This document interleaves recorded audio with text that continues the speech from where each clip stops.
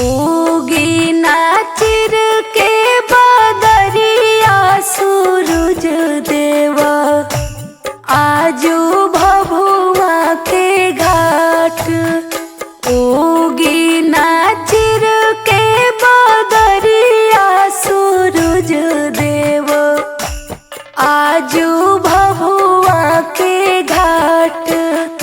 जल बीचे खड़ा होई तिवैया आदित माल जो है दौड़ा लेके माथ। जल बीचे खड़ा होई तिवैया आदित माल जो है दौड़ा लेके माथ।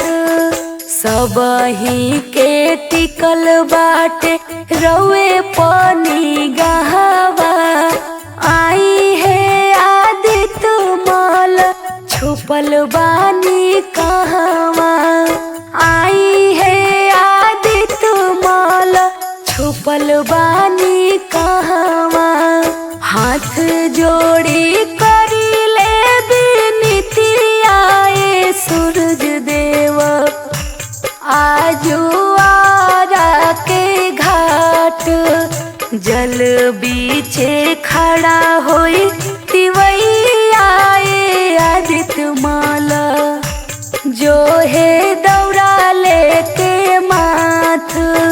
जल बीचे खड़ा होई तिवैया ए सूरज देवा जो है दौड़ा लेके माथ।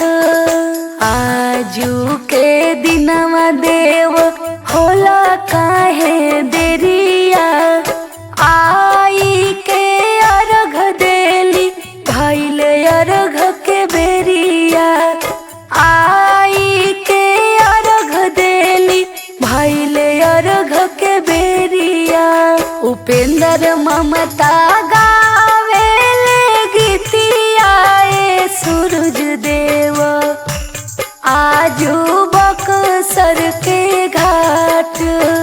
जल बीचे खड़ा होई तिवैया ए आदित माला जो है दौड़ा लेके माथे। जल बीचे खड़ा होई